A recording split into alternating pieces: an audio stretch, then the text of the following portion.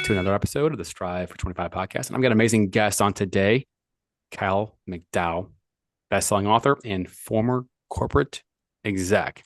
So thanks for making time for us today. Can you give our listeners a little bit of background on who you are? Hey, Joel, man, great to be here. Thanks for having me. And you really nailed it. So I spent nearly 30 years in corporate America leading massive organizations. I spent multiple years at 3 Fortune 10 firms. For some context, my last role, I had 15,000 employees, a $2 billion budget, 40 something locations. Like so many of us, I entered the workforce with a lot of optimism and energy, and I really wanted to make an impact. And I felt like I think by most measurements, I had a really, really great run inside of corporate America, but I always felt there was something more for me. I found myself growing apathetic about the environments that I actually helped create. So I kind of came to a fork in the road at about year 28 in corporate America and needed to make a decision. Do I wanted to really dig in and be a voice of a sorely needed voice for a different approach to leadership throughout the country, throughout the world for that matter, or do I want to continue to ride that corporate America train? And it's been nearly 3 years now since I made that decision, wrote the book, as you mentioned. It became a bestseller by Wall Street Journal and USA Today standards, as well as Amazon #1 bestseller. And really, man, it's all about evangelizing the messages that are within the book because they're real life lessons that I kind of picked up through corporate America. And that brings us here together today. Yeah, I mean, you use the word apathetic about things, and that word is being, I think, used more and more as time has gone on, or maybe it's just becoming more more spoken about. Just going through that corporate ladder, quote unquote, building someone else's business or someone else's dream, and more and more people are thinking a little bit differently about business and careers and wealth creation, and wanting to be able to have a different lane that they're building for themselves as well. Apathetic. Can you kind of explain a little bit more about what was going on in your world and mindset at that time? Yeah. And by the way, Joe, I think the premise of your question is spot on. As you know, now more than ever, entrepreneurs, W-2s, you name it, employees of all walks have more choices than ever. There are so many avenues to travel today, more opportunities than ever, especially since the pandemic, with work at home being what it is today. But for me, when I talk about the apathy that I experienced, it was, and I don't think I'm alone when I share these experiences, it was largely around feeling handcuffed, not being able to make a difference, being overwhelmed with bureaucracy, duplicity, from my bosses, from my leaders, as well as my peers. And the unfortunate thing that I observed is the larger the organization, the bigger the company, the more pervasive these characteristics were. So what happens, it happened to me, and I'm kind of embarrassed to admit that I watched it happen to employees of my teams over the years, which is what prompted this kind of dramatic transformation in my approach to leadership, is that optimism that we all entered the workforce with, the eagerness to make a difference, the hunger for growth. We lose that because we realize in many instances we're part of a much bigger machine that really doesn't value our inputs and our experience and our sacrifices as much as it could or should. So you end up raising your hand with suggestions or alternatives to legacy processes or whatever the scenario is. And you're only going to raise that hand so many times until after a while, it's kind of like, why bother? And I think a lot of organizations take that approach purposely, kind of like get in line, stay in line, keep your head down, and you can do really big things. And by big things, they mean stay employed and get the 2%, 3% raise every year. And some people are more than comfortable with that, and good for you. No criticism here.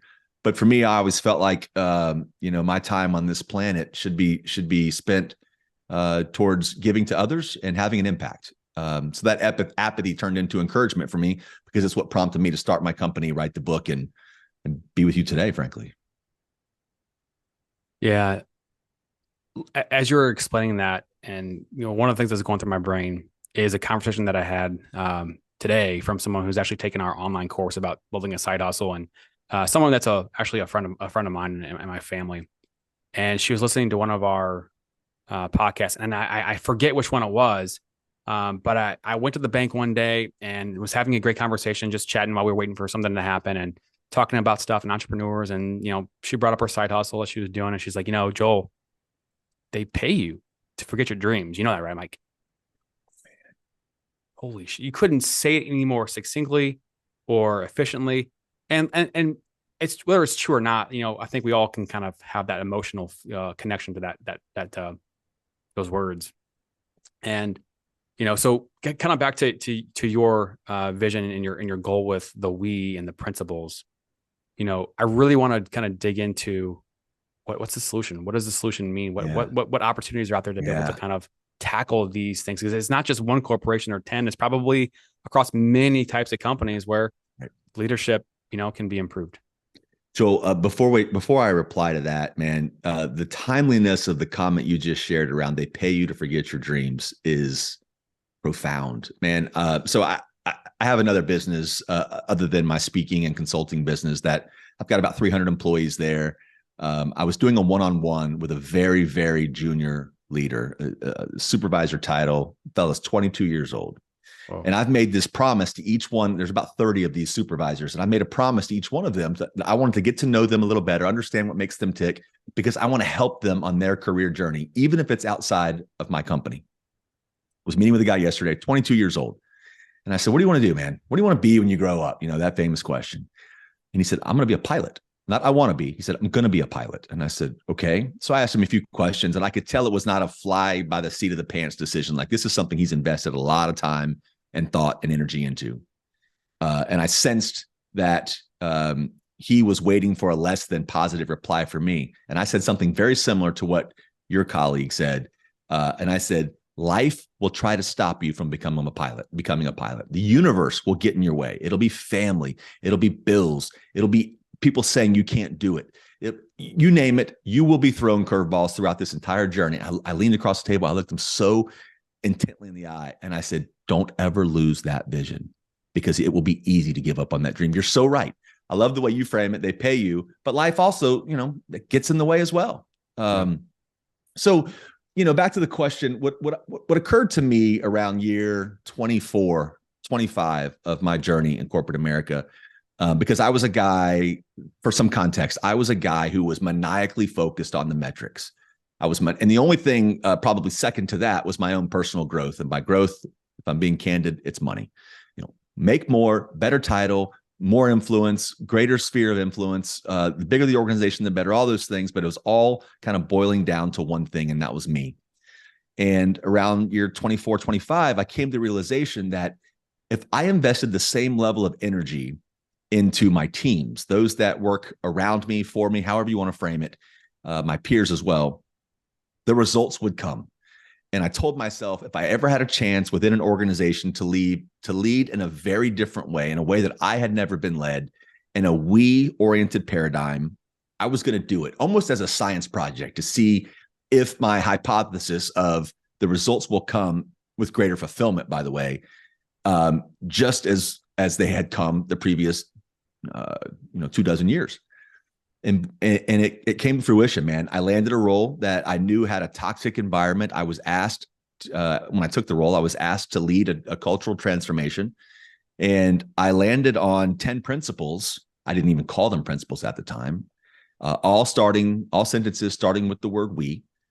And I walked out to the top 40 or 50 leaders of that organization within 60 days of joining the firm. And I said, guys, these will be our rules of the road. The presentation was a complete black and white.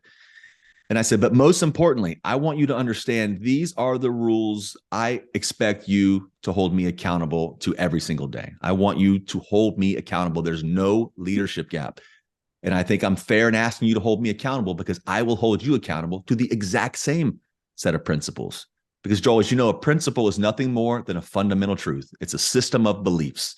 And I was convinced then, and I'm much more convinced now, that when a group of people align around a series of principles, our fundamental truths, our beliefs, we subscribe to them, we are so much better positioned for success.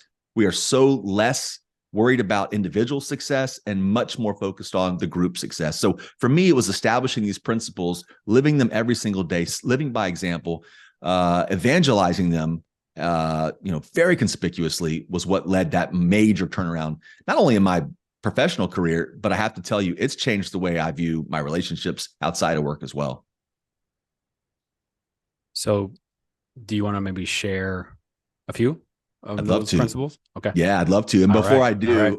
do, before I do, I am the first to admit none of the principles are rocket science. They are in some cases, they're very fundamental and almost like of course, Kyle, this is something we will subscribe to. But the beauty of them comes when we formalize them. We make them our beliefs. We lean against them. I mean, Joel, I wear a 10-week bracelet everywhere I go. And it changes occasionally depending on what mood I'm in based on what I think is most important for me at the time. But I'll fly through them because I think just grabbing a couple will not do it justice for your audience. But I'll be brief. Can you hold on for 1 second? I just want to say this out loud because, we're going to go through these. We're going to name them out loud. And I know for me personally, when I kind of know how everything fits together or have the expectation that they all fit together in a certain way, like it's a formula that you put together, and the implementation is the magic. Because like, what do they say? Like, the ingredients are on the back of a can of Coke, but can you make a can of Coke on your own? Like, absolutely not. It's the formula. So like, that's right. Hearing these 10 things, like, it's all part of a package, is what you're saying. That's right. 100% right. And there is no subscription to any 1, 2, 3 of them. It's 10 or none. And by the way, at the risk of sounding kind of self-gratifying, I don't care if leaders subscribe to 5 principles. I don't care if it's 4, but make them your leadership principles and make them the things that you're comfortable living up to every single day, as well as holding others accountable. So for me, it went like this. I wanted to start very, very foundational, very basic. The first is they're non-negotiable across the board, but especially number 1. And that's we do the right thing. Number 1, we do the right thing. There's a 1-word sentence that follows, and it's always, because the right thing is subjective. You might say one angle is the right way, Joel. I might say another way. But we always need to look at through the right thing through 3 lenses. Is it right by the company? Is it right by our clients? Is it right by our crew? And if I can make a decision that satisfies all 3 of those, the crew being the team, home run. If I can grab 2 of those, fantastic. Of course, 1, I'll live with that. But what's conspicuously missing is there's no me. There's no I in my decision-making criteria. And what you find is when you work with a team long enough and they understand each other's nuances and how each of you think, you land on the right thing a hell of a lot quicker. So if we're going to do the right thing, for me, the very first next thought was, all right, well, how do I exhibit to my team that I'm going to do the right thing? To your point around a continuum and how they build upon one another. The second is we lead by example. If I want the team to follow an example, I need to be the example that I want them to follow. It's kind of obvious, but a lot of people say, well, I lead by example. Well, is your example a good one? Is it one that you would want to follow? Is it one you would be comfortable if it were published in the company newsletter? What if it was in the press? How would your mother feel about it? That's a filter. I'm 47 years old. I still use that filter. How would my mother feel if this behavior were exposed? So we got to lead by example always in every way. But how do we do that, right? So how do we lead by example? It's not just start shirts and shiny shoes. Like, how do I lead in a way that inspires my team to be their best? Well, the first thing I think it's important to do is when I say I'm going to do something, I do it. And I expect you to do the same. So number 3, we say what we're going to do, and then we do it. Because if you're a part of a team, if it's a team of 2 or if it's a team of 20,000, people are expecting you to do things. They are counting on you to do things. I mean, how many times I can't even tell you. I mean, for me personally, anyway, I've asked so-and-so for something because I must give it to so-and-so, so-and-so doesn't deliver. I fail my commitment as well. So this chain breaks. So when we make a commitment, if we're going to be a high functioning team, we will stick to that commitment. If there's any reason that commitment's gone off course, we're going to get in front of it way early and let the recipient know, hang tight, it's coming, but we don't just not deliver. All right. So if I'm going to do the right thing, lead by example, and follow through my own commitments, I must create an environment where the team, when they see something, they do something. So for me, that was we take action. Number 4, we take action. And that's really about if we see an opportunity inside the company, something that will benefit our shareholders, something that might benefit our clients or benefit the employee experience, we can't just look the other way. We must take action. If you look at companies that have gone by the wayside, it'll date me, but look back at like the Blockbusters of the world, Blackberries, those companies that were giants in their industries, but suffered from what I would describe as the incumbent's curse, got a little proud of themselves and didn't take action. So taking action is just essential in the leadership journey that we're all on, and the growth that we all need to be our best. But if we take action, again, building upon that, we must expect people to make mistakes. So if I'm going to create an environment where I want my team to endeavor to reach new heights, they want to be better than they were the day before, we want to deliver better results, it's unnatural and impossible to think there won't be a bevy of mistakes. So we've got to be an environment where folks are comfortable owning their mistakes. Raise their hand. I had an issue. I stumbled. I need your help, boss. I need your help, peer. I need somebody to help me get through this struggle. So the best way to make sure that people are comfortable owning their mistakes is to be in a position to do what? Pick them up. So if we want someone on our team to own their mistakes, we jump right into number 6, and that is we pick each other up. Mistake is owned. Someone's there with their outstretched hand, pick you up. Let's move forward. There is one thing to add to that, though.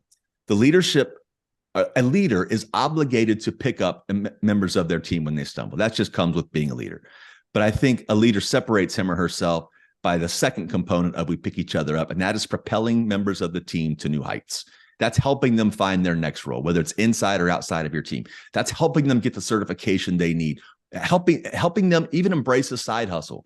Because if you want someone on your team to be their best, you can't confine their best to what they do for you. You need them to be their best at all things. And I think it's our obligation to help them get there. So when we pick each other up, we are now all in a level playing field, right? Everyone's focused on doing the right thing, leading by example, owning mistakes, and so on. Now we're getting to the brass tacks of an operation, or frankly, any company for that matter. And that is, we've got to obsess over outcomes versus activity. In my experience in corporate America, and I worked for 3 Fortune 10 firms, there's this pervasive behavior or attitude around busyness, around activity that don't mean squat for outcomes. So I encourage my teams to question, why are we doing what we're doing? If you can't point to a clear outcome or deliverable that's been agreed upon, why do it? So be critical of your activity. Don't judge your activity by how many meetings you're in. There's this meeting malaise, as I call it, all over corporate America, that we have a meeting to discuss the meeting that we're going to have about another meeting. And then, of course, during those meetings, invariably something else comes up. And what do? Well, let's just schedule another meeting. And by then, we've lost sight of what we're really gathering to accomplish. So we've got to focus on activity, not outcomes. Number 8, picking up from that one, number 7, is one of the more difficult we's to embrace, but also the most profoundly important when driving a culture transformation or expanding upon a culture of excellence. And that is, we challenge each other. To be the best, we have got to be in a position where every voice is heard. Now, challenges must be grounded in data or experience. Otherwise, you're just complaining. So if a member of my team comes to me with a challenge, I ask them for the data or the experience that led them to think this is the right challenge. I want peers challenging peers. I want members of the team challenging the boss. I want that boss challenging his or her boss. I want everyone to get their voices heard. And I think those challenges that are rooted in experience and data are the key ingredient to growth. Otherwise, we're just mediocre and we're not advancing. But we number 8 without we number 9 is anarchy, because we number 9 is we embrace challenge. So if we're in an environment where the team is comfortable to raise their hand and say they made a mistake, we're picking someone up, challenges are being issued all over the place, we've got to be comfortable being on the receiving end of those challenges, because the anarchy would come when we're just all firing off challenges and no one's listening to them. So we know on this team, when someone issues a challenge and they bring the data or experience, the receiver says, okay, all right, it's coming from a place that wants us to be better, the collective we to be better. I better listen to this. And once we're through embracing challenges in this ongoing cycle of growth, that is the 10 We's, the last we is we obsess over details. And that is the kind of the bow on the present, if you will. That's the icing on the cake, because we've gone through all the other fundamental steps around doing the right thing all the way to embracing challenges. So now we're so good that we're going to focus on what separates the good from great and separates the great from excellent. But that is a key ingredient to a culture of excellence, focusing on the absolute best product we can give or service rather, because that's indicative of the care we put into our brand and those we serve. Long monologue on the 10 W's, but it's hard to just pick out a couple to focus on, Joel. So thanks for bearing with me. So I want to dig into kind of the action items or the implementation part of it in a second. But just for the listeners, just a reminder, where can they find you online? Yeah, so essentially all social platforms at Kyle McDowell Inc. My website is kylemcdowellinc.com. And I think you've mentioned it a couple of times, but the title of the book is Begin with We, 10 Principles for Building and Sustaining a Culture of Excellence. Awesome. So that first time that you started to take these 10 principles and implement them, can you kind of explain that journey? Yeah, man, it was bumpy. It was very bumpy. So I created the 10 W's one evening, late night, midnight, 1 a.m. in Lawrence, Kansas. The night before I was to meet with the top 40 or 50 leaders of my new organization. I had no idea what I was going to say, but I knew I needed to be provocative and kind of inspire a change. Rolled it out the next morning. These are non-negotiable. The presentation's in black and white. I hope you're on board. If you're not, I'll help you find something else. Half the audience seemed optimistic. A quarter of the audience seemed fairly excited, I would say. And the last quarter was absolutely resistant. They thought I was some new guy in a fancy suit that just was trying to spin something in a different way for the same result. So much so, man, I learned within a couple of days of that first presentation, one of the folks in the audience, the gentleman who I've remained great friends with since then, thought I'd made it up or plagiarized it. So he Googled the 10 W's, of course, couldn't find anything.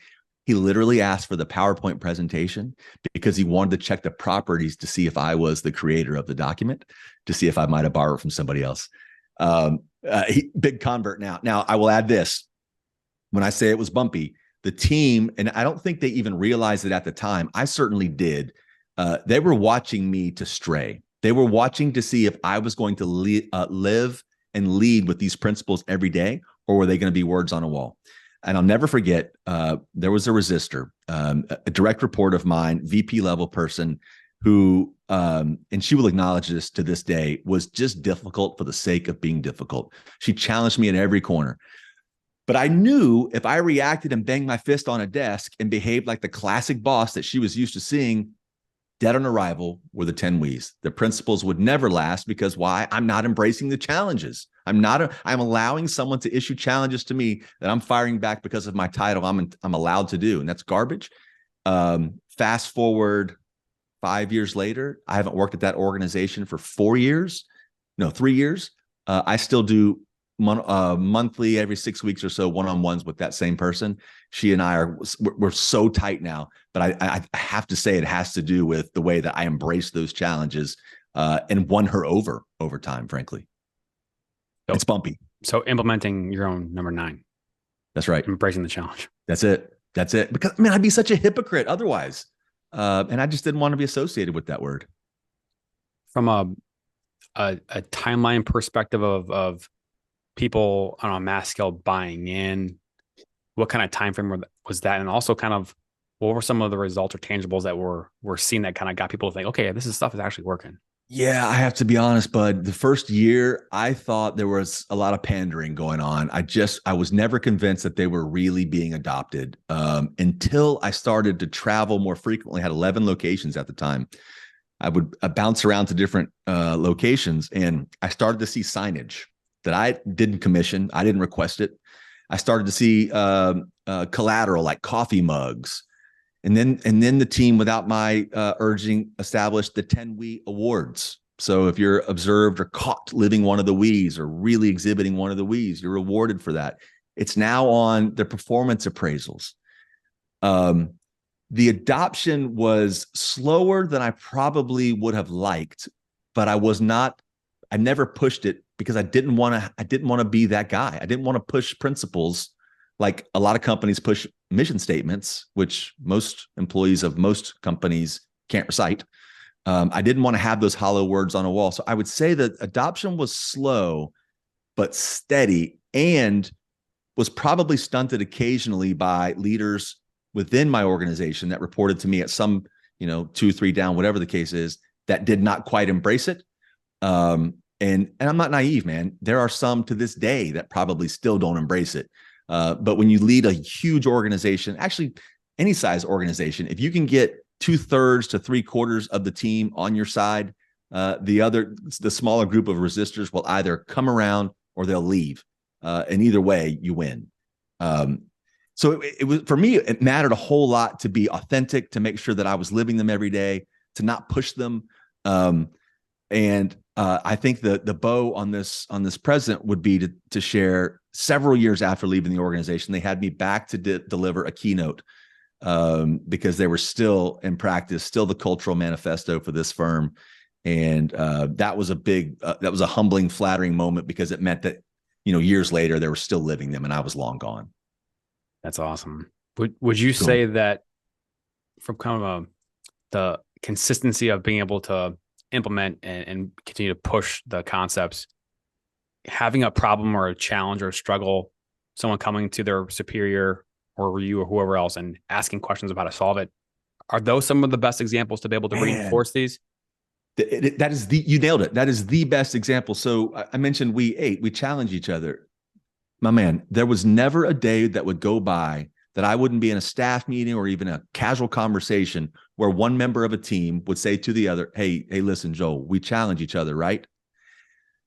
Because it's part of our vernacular now. And now Joel, on the receiving end of that challenge, you could almost see his shoulders drop because he knows he's in a safe space. He knows that someone's offering something of benefit. He can disagree. He's entitled to. He's absolutely entitled to disagree. But we are in an environment where everyone's opinion matters as long as it has data or experience behind it. So, I think being conspicuous about leaning in, literally using them daily in my vernacular, making them a part of our existence, and leading by example with them every single day. It makes the decision-making process much easier. It makes, when you're in really rough waters, you are much closer and much closely, a lot more connected on how the decision-making process goes. There's very little ambiguity. You know where people stand. It just creates a really thought-rich environment. So let's go back 5-10 years. That same person who came to you, that you were having kind of a one-on-one, 22 years old, kind of in that junior supervisor position. Yeah. And he comes to you and says that same thing. Hey, I'm gonna become a pilot, which I think is pretty cool. Mm-hmm. And I want to be. I'm gonna become. Yep. How was your response, years ago? Ooh, bud. Certainly not it. What? Good for you. Good luck. The classic cliche responses. Whereas with the benefit of time and a pretty lengthy career in corporate America, that, by most accounts was very, very successful. I'm a lucky guy. I probably would have been skeptical, but not so much so that he would have seen it. It'd be the classic, good for you. Like, I'm going to be an NFL player. Okay, good for you. Good luck with that, because the odds say you're not going to be one. But with the benefit of time, and also, me kind of being on my own entrepreneurial journey now, which is a different flavor for me because I've been a W-2 guy since I can remember. I have more respect for dreams than I ever have before. And I value the energy and passion connected to a dream for a 22-year-old who tells me he's going to do something. Man, that's powerful. It was inspiring to me. And so much so I'm telling you the story today. I mean, that's right. What it meant to me from a 22-year-old yesterday. So you have this person that's aspiring for this other lane, this other dream that's outside of the scope of this job, this position. And they come to you and they tell you this, and, let's say you continue to pour your heart into helping them, become better, become adding more skills, and then accelerating their process to basically leave. Yeah. Now they're smarter. Now they're more experienced. Now they're more confident, all those things. And now they leave. You just created another problem for yourself, right? No, not at all. Not at all. And I lived this actually years ago. I had a gentleman that had worked for me for worked underneath me, I should say, reported to me in multiple organizations over the course of more than a decade. And he came to me one afternoon and said he had been contacted by an external firm, had an opportunity to go do something different, and he was really excited about it. But we were already in an environment where we were pretty open about our feelings, pretty open about what's going on. We didn't hide a lot, which I think is really important to a high functioning team. Let's just be honest. I think candor enables can do. So he came to me and I said, okay, well, you may not expect this, but I'm going to help you. We did mock interviews. I helped tweak his resume. I was there for that whole process for him. Ultimately, John didn't get the job. But man, can you even imagine how committed he was when he saw that his boss, now leader, was more focused on his personal and professional growth than any number or metric that he was responsible to deliver on the team? Dude, he was so committed to our work thereafter. And I may have mentioned this earlier. I think it's really hypocritical of a boss to want to develop you only to benefit his or her own agenda. I want to develop and help someone grow to make them a better person, to make them a better, more attractive candidate for whatever job they want to be, including a pilot outside of my organization. Now, let's not be naive. The requirements for the role that you're in don't change. So if I can help you get to where you want to go while you're still delivering good results, and I think you're much more likely to deliver good results if you know you have someone who is invested in you and cares about you, maybe not for the long run, but for this period of time that we're together, I think you're much more likely to deliver the product or service that we need from you at a standard that we expect from you. So I just think being committed to someone on their own journey, even if it means leaving you, returns so much more in terms of your investment, of your ROI, of your time, than just kind of being standoffish and hoping that they stay with you. Because then what happens, by the way, is if they have this other agenda to go find something else, you just come to work one day and you have a message waiting for you or an email that says, here's my 2 weeks.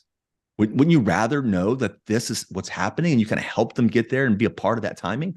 I just think it's the right thing to do as a human.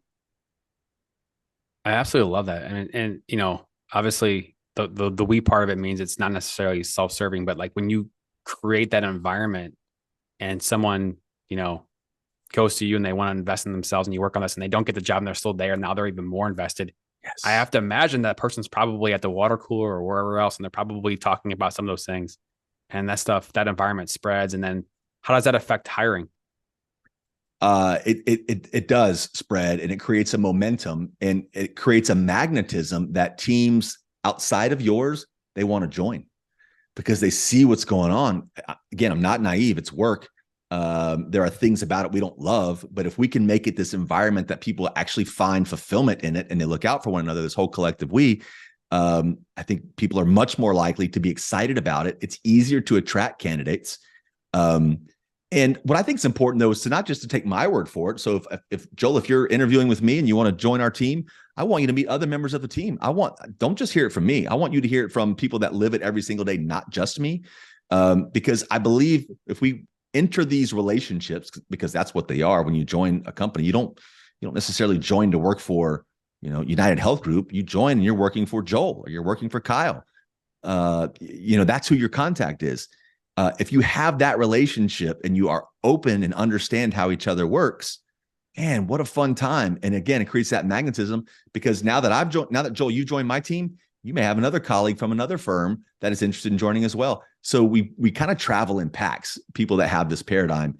And when you join that pack, it's really, really fun. And you don't want to leave very often anyway. And kind of to bring up the opposite side of that spectrum, because I would assume that not everybody is able or wants to buy in. Yeah. And they probably don't stay very long, do they? And I'm quite okay with that. This is where this phenomenon that's not a new phenomenon, but we talk about a lot more recently, is quiet quitting happens. You have people that just kind of phone it in and sit in the corner and do their thing. But in an environment with the 10 we's where we take action, that's not going to work. When we challenge each other, one of the approaches to challenges is we're a team of 5. One of us is not pulling our weight. The other 4 are obligated to say something to the 5th person, obviously diplomatically, right? And up to a point, they've got to hand that off to the leader to take care of. But we want to be successful, and we can't be successful if you're phoning it in. So no, they don't last very long. I kind of want to just take a second and kind of dig into an example. Is there somebody that you've seen along these journeys that, was working for a company, had their full-time job, and then with some of these principles being implemented, okay, I've got this opportunity to take this skill set, maybe have a side hustle, and then continue to work it and maybe see that person have more confidence or see their skill sets increase or maybe even go full-time in their own thing. Do you have any examples like that? Yeah, you're talking to them. Yeah, man. Because when I created these, and I don't mean to be cliche or trite when I answer that, but I can't help but say I am the first example because, man, Joel, when I decided to leave corporate America and write the book, some of the loudest voices in my ear were voices from people that I had worked with, were on my teams, direct reports of mine saying, you have something here. This is bigger than you. This is bigger than anything we've ever done together. You must get this message out. So for me, subscribing to the principle, creating them, obviously had its own set of benefits, but subscribing to them in my personal life as well as my professional life has it created a change in me that I know I didn't foresee. I never expected that to happen. But I will tell you the unexpected benefit that I have chills, gives me chills to this day. And that is when I hear from a complete stranger, someone I've never worked with, who's either read the book, followed me on social media, whatever. I get a DM from someone I've never met. This happened recently. A fella from Audi reached out to me to say it changed how he raises his family. Yeah. Okay, I'm done, man. That's it for me. If I can do that and have a positive impact on a single father raising his two children, then I'm satisfied. So the turning point of saying, hey, you know what, this is a dream, and okay, now it's going to become a reality of taking that leap out of corporate America. Yeah. What was that last straw? What was going on that gave you the confidence to take that leap? I was terrified. I was terrified, and I still am. I think you and I talked about it once before, and that is the topic of imposter syndrome, man. Yeah. I've had thousands, literally thousands of people tell me these principles have had an impact on them. Hundreds have told me it's changed their life. But if one person's critical, everything's terrible. I have no business doing what I'm doing, right? So I was very fortunate to leave corporate America with what I would think most would describe as a parachute. So I had a little bit of time to figure things out. Again, I mentioned I'm a very lucky guy. I had some time to figure things out. But then there were some really lean months after that when that runway ended, where I was about 50% of the way through the book, starting to promote the book, even though it wasn't finished yet. Some really challenging days, man. And I think that's what makes me so hungry to continue to get this message out, because I know it works. I know people have been impacted in very, very positive ways. And I feel like as a human, and I think this applies to you, applies to all of us. If there's something that we can do to benefit one or more people, we should do it. And then by definition, we benefit as well. If something for the benefit of mankind takes place, then I'm right along benefiting as well. So I just keep hammering, man. Keep plugging away. Hammering. Yeah. I think it was Alex Hormozy that said, being an entrepreneur is hard and the world needs more of them. So if you got a glimpse of it or a dream of it, go do it and make it happen and just don't stop. Something along those lines.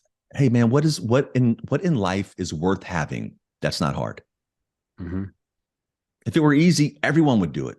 I think struggle is important, and overcoming challenges is critical to mastering anything. And leadership, I think, is often not looked at in that regard. It's looked at as more of a thing, but not an acquired skill. It's not something that I can get better at. It's something I'm either good at or not at. And that's not true. If you're purposeful about your leadership journey and the impact that you want to have, and think about your leadership legacy, those two words aren't used together a lot. Your leadership legacy. What am I remembered for? What was my team remembered for? How did I help someone when they were down? How did I inspire someone when they needed a lift? If you think about those things purposely every single day, the hard becomes less hard and the benefit becomes much more palpable. So in our conversation, a while back, we talked about, one of the people that you admire is David Goggins. Yeah. And that guy is an absolute beast. Savage. And just the mental strength, the discipline. And I've been on this channel, before, talking about how I hate the word discipline, because so many times it's used, you got to have discipline, which is, very true. But I mean, you don't just wake up out of bed and just all of a sudden have discipline because you want it. Yeah. It comes from somewhere, but it can actually be built over time. At least that's what I believe. I agree. In the framework of your principles and running corporations and teams and whatnot, can you share your insights or thoughts on how somebody can kind of build habits or disciplines or the mindset? What goes into kind of building this type of mental strength? And it's just like anything else. If you want to get good at something, you have to take the incremental steps between where you are now and where you would like to be. I love the way you framed it. You're not going to wake up and have a bunch of discipline, but discipline comes from repetition, and repetition comes from desire. So if you desire to be anything, to do anything, to take on anything, to learn more, to be more than you were yesterday, those steps are required to get there, and embrace, as Goggins would say, embracing the suck. Because if you want to get good at something, that acknowledges, by definition, you're not good at it today, maybe even bad at it today. And no matter how much you want to be better at something, there's no substitution for just getting on with it. Start the process. So for me, and I think this is probably the case for anyone looking to drive a cultural transformation, be a better leader, convert others from bosses to leaders around them, inspire others. It was really important to do an inventory of the things I was good at, the things I was not good at. I always want to surround myself with those that can augment the things that I'm not good at, whether it's just a lack of desire of being good about a certain thing. I just don't have an interest in that, or just something I don't have time for, or just, there are people that are better at things than me. Why wouldn't I want those people around me so they can augment what I do? So I had to identify what I was not good at, what I was good at, and then document my principles. What are the things that will rule and kind of govern how we treat each other first, because that's what's most important. And then those we serve externally, our clients. And when you're conspicuous about establishing those principles, sharing them with the team, giving them a chance to weigh in, they're on board, they're not on board, and then over and over and over again, living them very conspicuously, unapologetically, living them. That is the key. Just like anything else, man. Like, you want to lose weight, you got to keep burning calories over and over. It's not enough to do it one day, not enough to do it 2 days. You got to do it consistently over and over again. And over time, it just becomes part of your DNA. And people recognize you for that. And that is when you've really had an impact and have a chance to really make others or help others make an impact as well. Yeah. And one of the things you mentioned too is there's 10 principles in the book, and maybe for somebody, they want to adopt 4 or 7 or whatever number they decide. And you mentioned the key is just picking them and sticking to it. That's right. And I think it's so powerful because, it just sends the message that not at the end of the day, everyone's going to have their own flavor, their own, way they want to do things. But if you stick to the basics, the principles, you're going to be able to get some results, and you can obviously, evolve or adjust over time. So like, let's say you've got a parent out there. You mentioned the one person that reached out to you. I think you mentioned Audie, and he mentioned that it was helping him with the way that he was raising his family. Right. So kind of taking that father out there who's raising his family and maybe even coaching a group of kids in whatever sport at whatever age range, any examples come to mind of how these principles can kind of be applied to family or sports and things like that? How would you explain that? Yeah, I would explain it in the following. It was my experience, especially the more senior I became within corporate America, there's an almost unwritten expectation. There's an expectation, and it may be written somewhere in some companies, but that you lose your identity. You lose your authenticity. You become someone inside the workplace that those who know you outside the workplace wouldn't even recognize you. I mean, when's the last time I don't know if this will resonate with your audience, or your listeners, but when's the last time you came home and asked your significant other, did they take care of their deliverables that day? When's the last time you had an argument with your spouse and said, okay, I have some takeaways? We even speak differently inside of the workplace than we do at home. We have challenges outside the workplace that drive our behaviors inside the workplace, but we're not supposed to acknowledge that in classic old leadership playbooks. So for me, the principles are who I am. I just happen to use them in the workplace. And I also happen to use them outside of the workplace. And if you value authenticity at all, and you never want to be labeled as a hypocrite, you would do the same. So for any listener or anybody curious about how to kind of take that first step, as I mentioned, once you identify what they are, what your principles are, and leadership doesn't apply only to the workplace. We're leaders with our friends. We're leaders with our loved ones. We're leaders in all aspects of life, if you choose to be. But once you've identified them, don't leave them at the door when you go to work. don't leave them at the door when you get home, virtual or otherwise. Because if you're going to lead by example, for example, if you're going to do the right thing, for example, if you're going to always take action when you see something, returning the grocery cart from your car back to the side of the store, that's doing the right thing. So I'm the kind of guy, now that I've got these principles kind of branded in my brain, if the universe is watching me and I leave this shopping cart in the parking lot, I'm now a hypocrite. But no, I'm going to be the guy that lives the exact same way inside and outside. So how I interact with my friends, family, and loved ones is no different than how I interact with those in the workplace. Obviously, I'm not naive. There's some filters that must be applied, but I believe in authenticity in and out of the workplace, which I think allows living the principles in and out of the workplace to be so much easier. So do you have any examples of like the craziest or most interesting way that somebody takes these principles and tries to be able to almost ingrain and build them into their subconscious, to surround themselves with these principles, something interesting or crazy that somebody's doing to keep this in front of them? Yeah, I don't know that I'd call it interesting or crazy. The wristbands that I mentioned earlier were huge. I mean, we've ordered thousands upon thousands of wristbands. I had a member of my team deeper in the organization many years ago build an acrylic puzzle with 10 pieces. And once you put those together, you have the 10 Wii's. On phone wallpapers, your laptop wallpaper, signage inside the facility. You may be able to see behind me. I've got the 10 Wii's on a poster board that I stare at every single day. The point here is, and while again, not crazy or interesting, the point is being very conspicuous about them, because again, the mission statements that so many companies are proud of that no one can recite and doesn't inspire people to do great work is where I did not want this to go.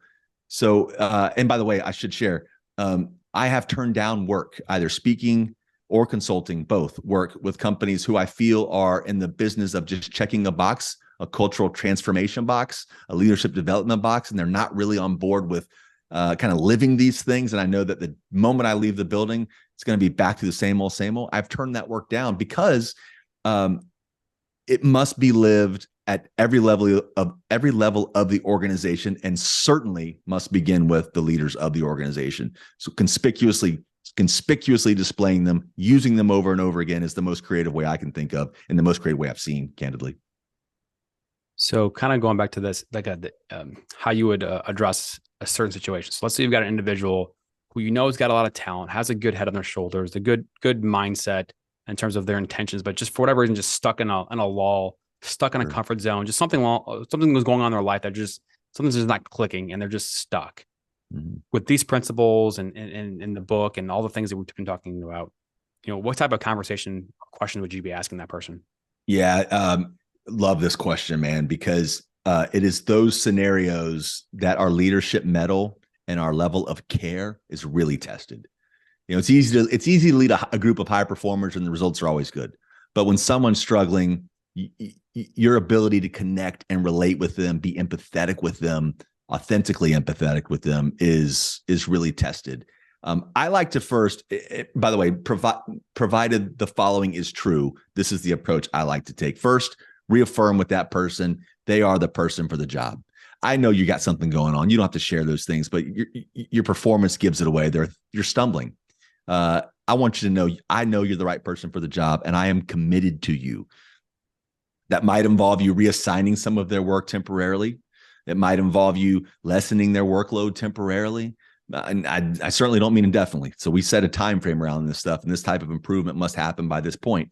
But being very open and candid about it. And for me, it's easy to do that because I've gotten to a point over the life of my career that I am much less emotional around numbers and more connected and emotional around the people that deliver the numbers.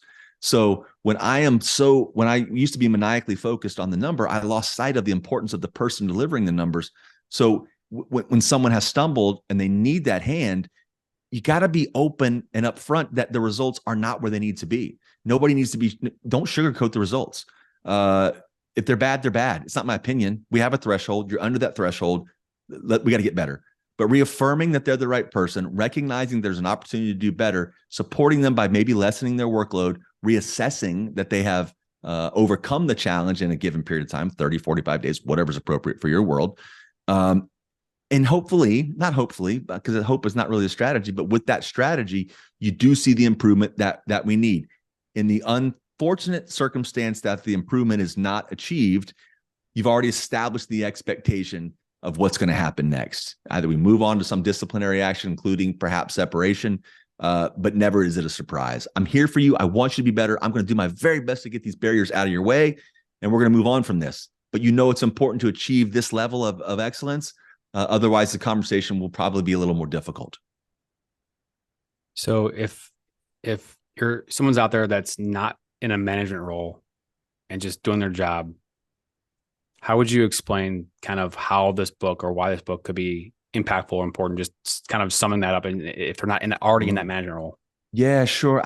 If nothing else, I hope the book and the concepts open eyes to a different way of work life. Look, man, we spend over 80,000 hours of our time on this planet working, second only to sleep.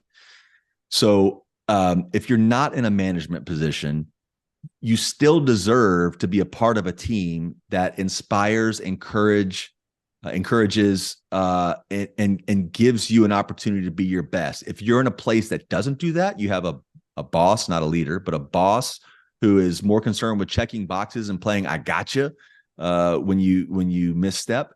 You should think really long and hard about doing something different, or maybe the same thing in a different company. You have more choices now than ever, as we talked about earlier. That you do not, and you know what? I'm going to connect another point that you made earlier, and that's that they pay us to forget our dreams. And this is related to that. They will pay you to overcome the terrible treatment. They will pay you to overcome having, your lack of a voice in your future. They will pay you for you to kind of lose your identity. Don't, because you deserve better. And there are firms and organizations and leaders out there who will bring the best out of you. They will challenge the hell out of you as well and make you better off for it. But do not think you don't have options, because you certainly do. So if somebody goes through and spends the time to go through the concepts in the book and other content you've got out there, they should be able to come out the other side with more confidence and belief in what's out there and believing in themselves. So true. Well said. Better than I could have said, Joel. Actually, it will provide a level of confidence and hopefully provides a level of expectation for the type of environment that you want to be in. And I should add also, you don't have to have a bunch of direct reports. Matter of fact, you can have no direct reports, still share these principles, the concepts in the book, the whole we orientation with your team. And an interesting thing happens. I've seen this where someone without direct reports will bring it to the boss or bring it to a staff meeting. And there's almost this desire to be affiliated with it because it's the right thing. And if you say, that's not for me, I can't live those principles. Wait, you can't live doing the right thing, man? Well, I don't know that I want to be a part of this team. So that's the other advice I would give is don't wait to be in some position of hierarchical authority on an org chart to be the one to lead a transformation or a culture shift. Those things can start very, very small and lead to huge changes, and the impact can be forever felt. But that does not mean it has to come from someone with a fancy title. I love that, and that's the thing is that I'm a big believer in if you're not going forward, you're going backwards. There's no standing still, and that's been said many times. I'm not the author of that, obviously. So, kind of going back to the launching of the platform and the book, and you mentioned before getting 50% done of the book, and then already starting to kind of promote the book. Mm-hmm. Any advice you would give to somebody out there that has a product like that, book or not, or something in that range that has a tool or a purpose to be able to help somebody in their own niche? Any advice on that person kind of taking that one thing, and then pushing it out there or marketing it? Yeah, and it sounds like such a cliche answer, Joel, but it's true, and it's mattered a lot to me. Surround yourself with like-minded people. If you are venturing into entrepreneurship for the first time, surround yourself with entrepreneurs. They don't have to be the most successful in the world, but they've got experiences that are just foreign to you.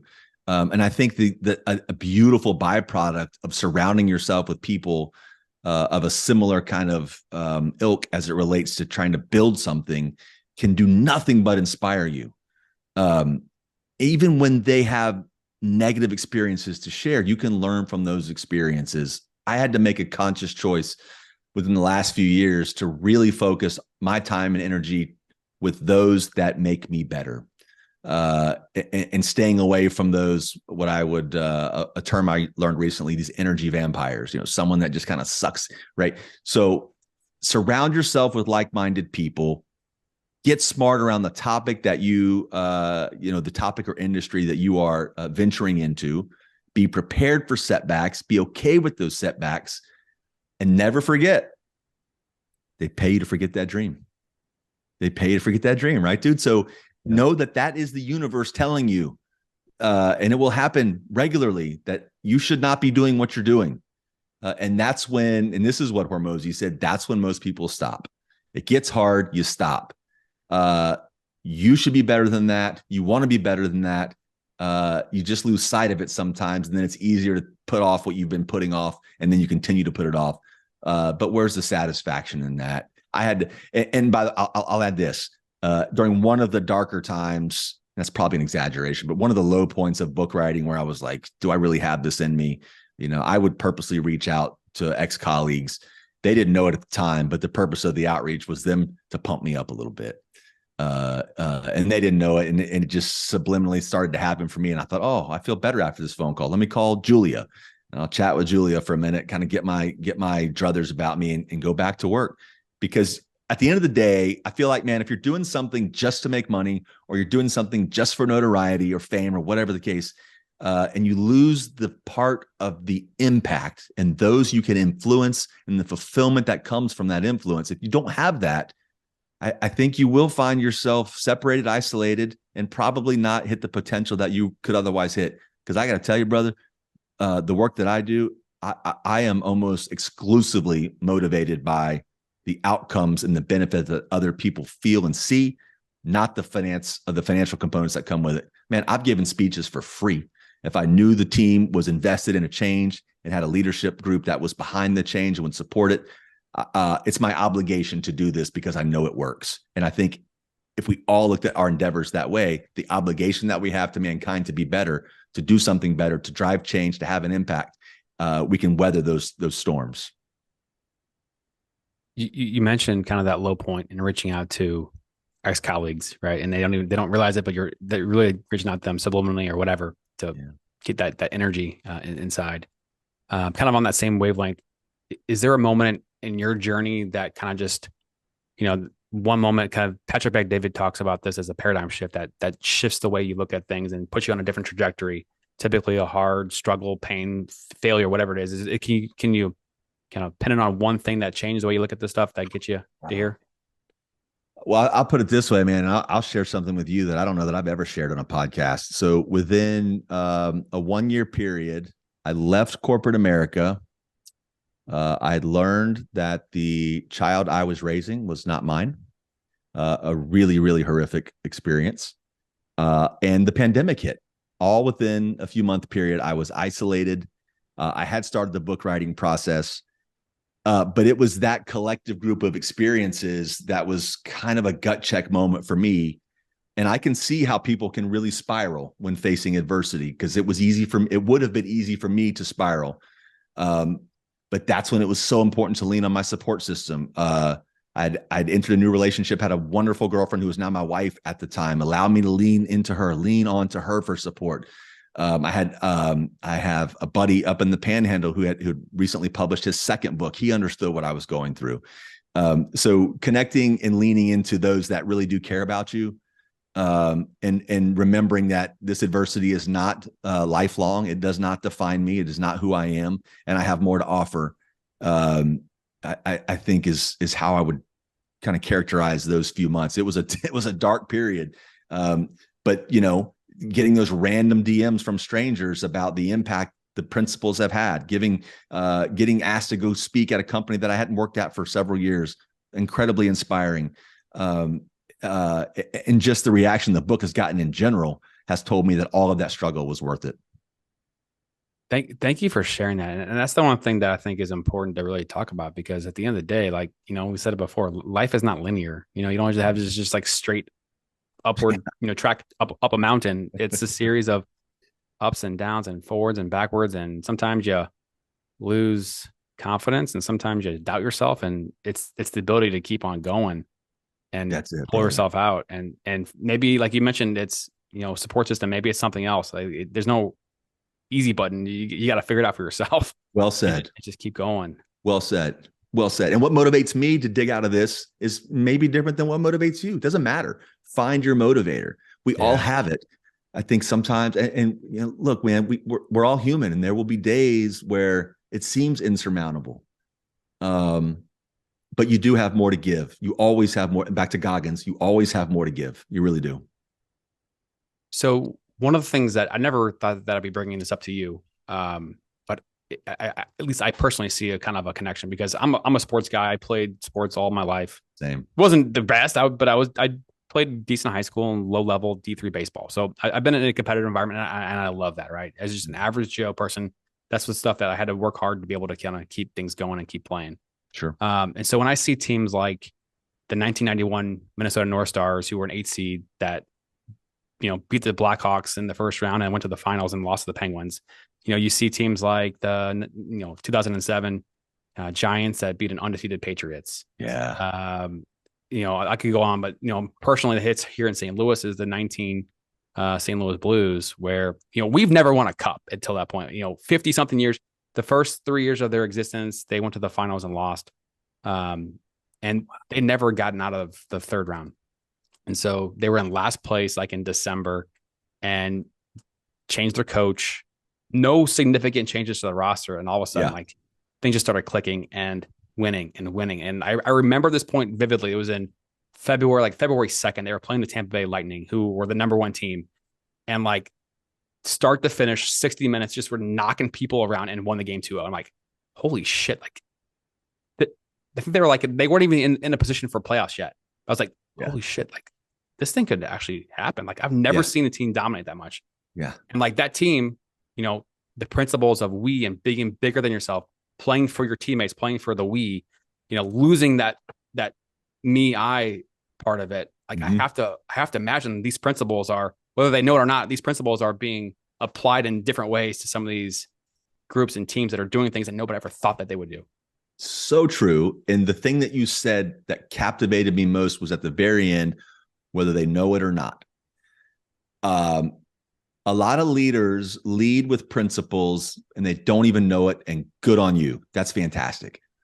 If you're trying to drive a transformation, being conspicuous about leading with those principles is I think the way to go, because it gathers followership. Okay, now we're now aligned on some things. But you're so right, man. Whether it's leading a team of executives in corporate America, whether it's leading a team of people at Chick-fil-A, whether it's leading your local softball team, leaders lead, man, and recognizing a chance to be better and bring the most out of everyone for a collective goal. Not my promotion, not my MVP, not getting drafted, but our collective success is it's where it's at. And I just don't know that everyone really fully embraces that, because this I culture that we, everything I is cool, right? The iPad, iPod, everything it's I is cool. And I think that has kind of penetrated our psyche for everything else, especially leadership in the world inside of corporate America. But like you, I was an average athlete my entire life. I grew up playing football, and some of my strongest leadership lessons were from, I remember games as a 12-year-old being down at the end of the fourth quarter, trying to bring a team back. And in some cases we did. In other cases we didn't. But those memories are forever etched in my mind. And I don't think we should just look at those as things of the past and not lean into them still to this day, because those are experiences that made us who we are. And somewhere someone can relate to those experiences, and it's your obligation to share those. So if a professional sports team, baseball, football, hockey, whatever, came to you and said, hey, you know what, like I see what you're doing, I like what you're doing, would you come on and consult for our team for a season? What would your response be to that? Yeah. So when I wrote the book, actually, I did put some anecdotes in there that are connected to the life of an athlete, connected to the sporting world. A professional athlete endorsed the book on the back of the book.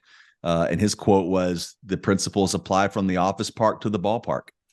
So they, 3-time Gold Glove winner. These are people that have excelled at the very, very peak of their profession, and they see the value of it. Because again, if we want to do something that's never been done, then we probably need to approach things in a way that they've never been done, and that is a focus on us collectively, not any one of us. So it is my hope to do that and be in that world as well as the corporate world, because to me, a team is a team is a team. And if I can drive a turnaround or have some the slightest bit of impact on a group of individuals seeing the power of the collective we, then sign me up, man. So I wrote this down on paper. Though some of those teams that I mentioned, that were kind of had those turnarounds and got to the finals or whatever. I put this in my own notes of something that would be like a dream. And I actually made some phone calls on this, but getting a series built and having conversations with groups of people that were on those teams and talking about it, and somehow trying to be able to translate it back to the everyday person in their own personal journey they're trying to be able to do. And again, this channel is taking these principles and trying to apply them to, financial well-being. And a lot of these things can also be applied to health and wellness and relationships, right, and all those things they translate. If somehow, some way in this world that becomes a possibility or reality, do you think conversations with those kinds of people done in the right way could translate to helping somebody out there, an average Joe, of taking those experiences? 100%, 100%. And because what I've learned as I've gotten to know a handful of professional athletes and knowing a lot of C-level, very successful leaders in very large organizations, the one thing that I've come to the conclusion on is that they're just dudes. They're just people. They're just like you and I, Joel. And they, in many cases, have something slightly different about them that has propelled them to where they are. As you know, maybe better than I, some of the best players in any professional sport are not necessarily the best athletes. In many cases they are, but then there are lots of examples of people with just average talent that have made it because of their work ethic, because their will to succeed, because their desire to be the best. And I think that's a common element that all of us can lean on. We should all lean into understanding that the difference between someone that's good and great or someone that's not even good is the level of effort, dedication that they put into it. And I found myself during the book writing process saying, no one's going to listen to this. No one wants to read this. Who am I? Like, why does my message matter? And I came to this and I still have these thoughts every now and then when I go to give a speech. It's like, why would this audience care to hear what I have to say? And I think back to a moment where I heard someone that I really admire say to me once, when I go to the ballpark, I know that there are people in the audience that have never seen me play. So it's really important for them to see the very best me. And I want to put out the very best me, no matter what. And I apply that to my speeches. I apply that to hanging out with you on podcasts. I apply that to relationship with my wife, man. I want to be the best at everything I can be, but that's a choice. You got to make that choice. So the average Joe who is contemplating making a move, wondering if they can do more, wondering if they could be better than they were yesterday, it starts with the choice. Make that choice, but you have to make it every day. You have to make it every day because, look, if I'm going to lose weight, feels great going to the gym tomorrow and the next day and the next day. And I don't see results for those first several days or weeks or even months, but you got to keep hammering leadership, growth, everything in this domain on which we're discussing. The choice must be made every day. I know we're running up on time here, kind of the last thing. So, the go, push. And especially when you kind of come back to, one of your principles, you said, do what you say you're going to do, the follow through part of it. Mm-hmm. The other side of that equation has to be the word no at some point. You have to say no to certain things. You're not going to be able to follow through on everything that comes across your plate. For you personally, can you share an example of something that you had to push across and say no to that didn't fit your criteria? Yeah. So I face this. I struggle with this admittedly every day. To be clear, the principle you're discussing or you mentioned is we three. It's we say what we're going to do and then we do it. That doesn't mean we're going to do everything, but when we say we're going to do it, that's when the meter starts. We're going to do it. For me, I struggle with it every day because I am so maniacally focused on growing Kyle McDowell Inc., spreading this message, helping people become better leaders, helping teams turn around, sports, corporate, otherwise. And I have another business that I mentioned to you, 400 at peak, 600 employees later this year. And having to decide where I physically spend my time is always a struggle.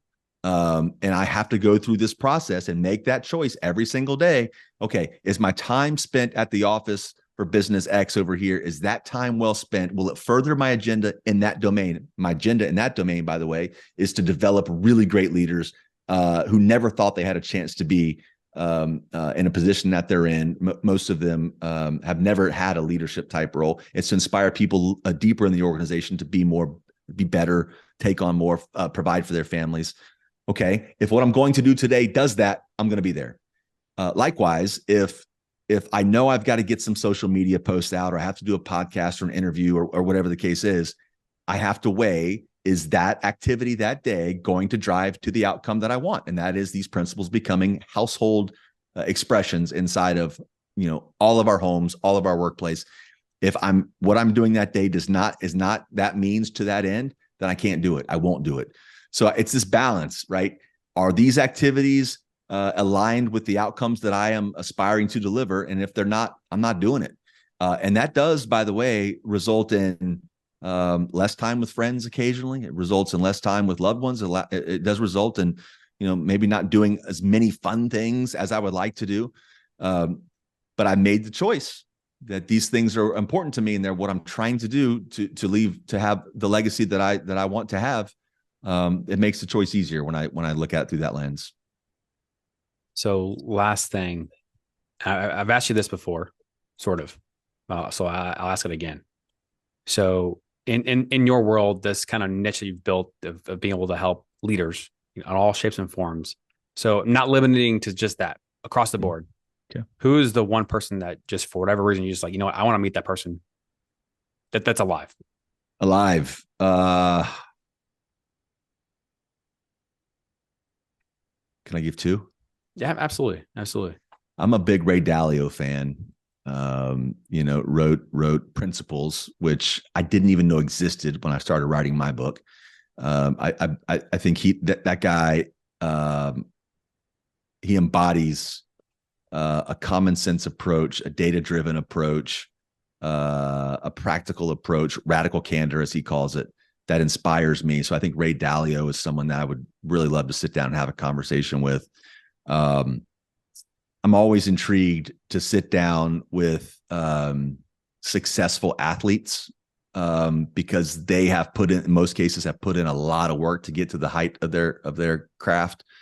It's hard for me to identify one. It sounds maybe cliche to say Michael Jordan would be very, very high on the list. Let's take him for example. Yeah, let's do it. What's one thing that just is ingrained in your memory? Because I mean, I was born in 83. So like that 90, 91, 92, yeah, I witnessed those, but I wasn't old enough to really understand it. Like my first memory is the New York Giants NFL Super Bowl, missing the field goal against, I'm sorry. The Bills kicker. That was in Tampa. Scott Norwood. Scott Norwood. Yeah. Yeah. Missing that field goal. And then that was my first sports memory. I don't remember any sports before that.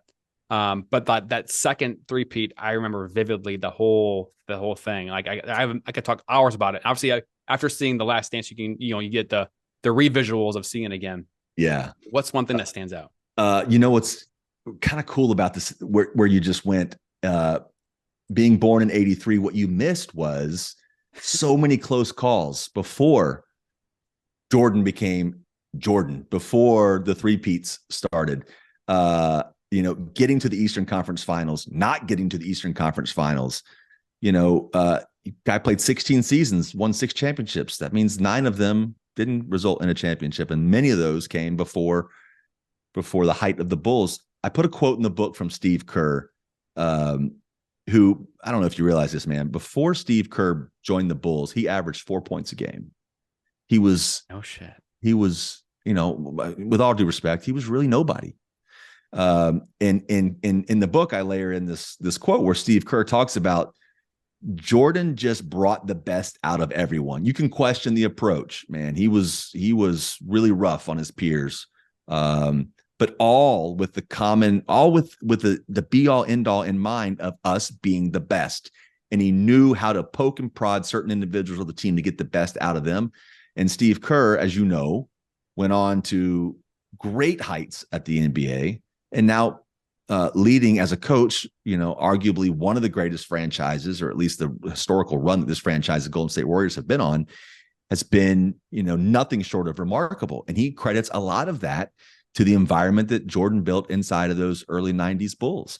But what I think is so compelling to me is this was before the age of super teams. This was before the age of let's just go buy a free agent, or let's load up 3 superstars and have the big 3 and let's go win a bunch of champions.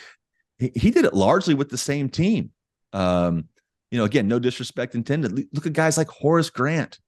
Not a household name. He's got some rings. Luke Longley, Craig Hodges. Very average players that Jordan, because of his approach to greatness. What's that expression, Joel? All boats lift in a rising tide. Rising tides lift all boats. Thank you. Yeah, I mean, I think they were a benefit of that. And I just get nostalgic on that time. But hey, man, there was a time when I was a teenager that literally every inch of the drywall in my bedroom, including the ceiling, had Michael Jordan posters. That's back when posters were really the thing. No internet back then. Well, I love talking about this stuff. Not so much just the fun of talking about sports, because I love sports, right? I could talk about sports all day, but then I'm at the point in my own entrepreneurial career that I'm constantly having to summon this inner energy, this inner thing when it's 9:30 at night. And I'm like, sugar plum fairy shit. Like, I know that I should be getting this thing done. It's so easy to say I'll do it tomorrow, but I need to get it done right now. Yeah. And like, I have to be honest, like, the book Winning by Tim Grover, his coach, and Jordan's coach and Kobe's coach. Like, on this channel, we talk about, the power of the subconscious brain and, being able to program a destination into your subconscious. Mm-hmm. Like, I've had to do those things for myself to be able to get to where I wanted to go, because my normal pathways, my normal, programs that I'm operating off of just wasn't enough. I had to do more. And figure out new creative ways to be able to help me get to my goal. So I have my own kind of process, and I mentioned this before. So in the book Power of Consistency, Weldon Long talks about a prosperity plan, and he reads that every single day, putting out a goal, action items to get there, etc. Wow. And so, like, I have my own process, and one of those things is I listen to 5 minutes of Winning every single day.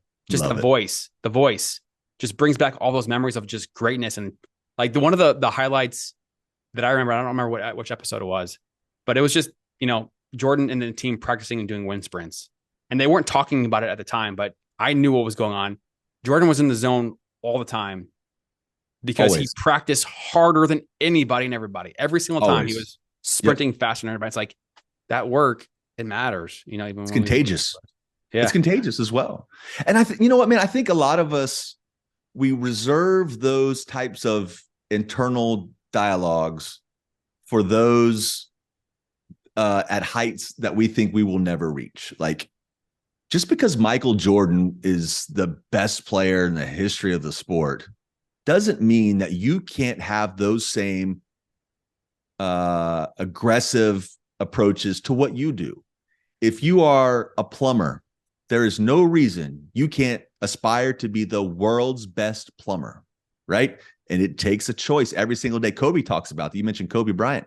Kobe said he talked about a contract he signed with himself. Nope, I signed this contract that I'm going to do whatever it takes to be the best I can be. If it's 9 o'clock at night and I haven't gotten the work in, I got to go get the work in. You don't sign that contract as you sit back kind of on a comfortable couch with a bunch of money in the bank and expect everything to be easy. You sign that contract knowing I'm going to have to lean into this contract every now and then, because humans are wired to go the other way when we face adversity, when we face challenges. But I don't think we should hold the Kobes and the Michaels in such a place that we cannot aspire to behave similarly in our domains. Does that make sense? Yeah. So taking that kind of one step further, right? Like the we, right? When you mentioned earlier in the conversation talking about the status and doing things for the dollars and then the way of life, and but getting to a point where it was more than just yourself. It helps you get to another level because you're thinking about, I don't know what the biology is, but you're thinking about a higher level, thinking about things in a different framework. Sure. When you win 3 championships in a row, it's easy to quit, which, I mean, he did technically retire, right? Yeah. And those are long seasons, to go back to back, which is separately what LeBron has done for these many years, going to the finals year is just bonkers crazy. But right. 5 and 6, what types of things is somebody like that? What are they thinking about? What's keeping them motivated? Because they got the money, they got the fame, they got all those things. What keeps somebody pushing that hard? Legacy. I want, and again, and some might think this is a reach because but this is how I live my life. And especially as it relates to my leadership journey is I am acutely aware of the legacy that I have started to build in my craft, leadership, leading people, regardless of industry. I am much more concerned now than how I will be viewed when I'm long gone, or let's say if I go tomorrow, the number of people who will say I had an impact on their journey and their career is what fuels me today. Likewise, I think when you, and that's not to say I've reached the top of any hill, but in the sporting analogy, when you've reached the top of the mountain, a lot of people, not the majority, but a lot of people can say they've had some level of success. We'll use basketball. A lot of, probably thousands of people have won an NBA championship over time, right? Thousands. A much smaller number have won 2. A much smaller number have won 3. These individuals that we're discussing, they want to be the best of the best. David Goggins says, uncommon among the uncommon. If you aspire to be uncommon among the uncommon, you're destined to be disappointed occasionally, but that accountability contract that we talked about is what keeps you going. And I think that's where when people get to the top of the mountain and they continue to climb to heights that they didn't even know they could reach themselves, it's because they recognize that they have a duty to fulfill that legacy because they've been given some opportunities that not a lot of us have gotten. So same lane, maybe going the opposite way. I don't know. That plumber you mentioned, finding a way to become the best, right? I know me personally, like playing baseball, it was a mind game. It was a mind fuck for sure to keep things going because you fail 70% of the time. Yeah. Right. But that person, like, I'm just a plumber. I'm making whatever my hourly wage is. I'm average Joe, whatever. How does that person translate these ideas and concepts to their own becoming the best? Why is becoming the best plumber important? And I guess my own quick response is you have to be creative to figure out what that means to your own relative terms, right? Like, how would you explain that to that person? That's it. You nailed it. You've got to identify what success is. Success is different for a lot of people. Some people it's money. For me, it was money for a long time. Not necessarily how I measure my success today. Look, man, I'm convinced, with some exception, but I'm convinced that all of us, every human on the planet at some point or another in their life realizes they want to make a difference. I want to have an impact. Some people think that's celebrity. Others think it's fame, fortune, whatever. The plumber's no different. He went into business, or she went into business because they wanted to do a couple of things. They want to pay the bills. They want to provide a standard of living for their family, all things that we must be considerate of, clearly. I'm not naive to that. But I think closely behind that is build something that I can pass to my family. Build something, if my name is on the van driving around town, I want that name to be recognized and synonymous with quality. I don't think anybody goes into business to build a product or service that they can't be proud of, that they didn't have an impact on humanity at large, or at least on a much smaller scale, at some capacity or another. So I think keeping sight of that. Hey, I gave a speech the other day to an architecture firm, and I was walking around the office and met a bunch of people. And one of the introductions, young fella that I met said, "I'm just an intern." I said, "Don't you ever say that. You're not just an intern. You're an intern, man. Like, how many people want to be in your chair? You're not just an intern." So I think, I think embracing what we are, where we are in our journey, where we want to go is a part of that as well. But the moment we are only doing this for money, or only doing this for fame, or only doing this for any reason other than the benefit of something bigger than ourselves, I think the shelf life becomes shorter. I just think finding the passion for that is really hard after a while. I think that's on point. On point. Thank you.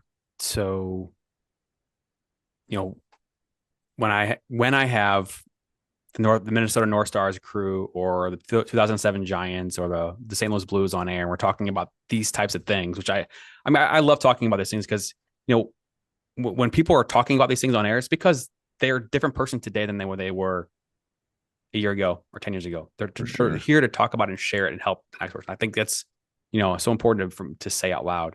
Yeah. But when we have those people on air, would you want to join? Count me in. 100%. Well, for a variety of reasons, because I can learn, right? I can, like, what made them tick? What propelled them and compelled them to be the very best, and put them in the position that they're in.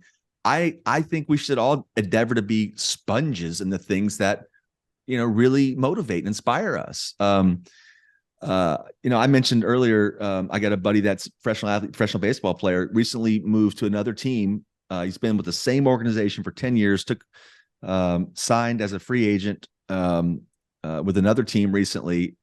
And I asked him, and he's getting up there in terms of tenure. He's probably 33, 34, which by most professional athlete standard is ancient, but he's still starting and doing really big things.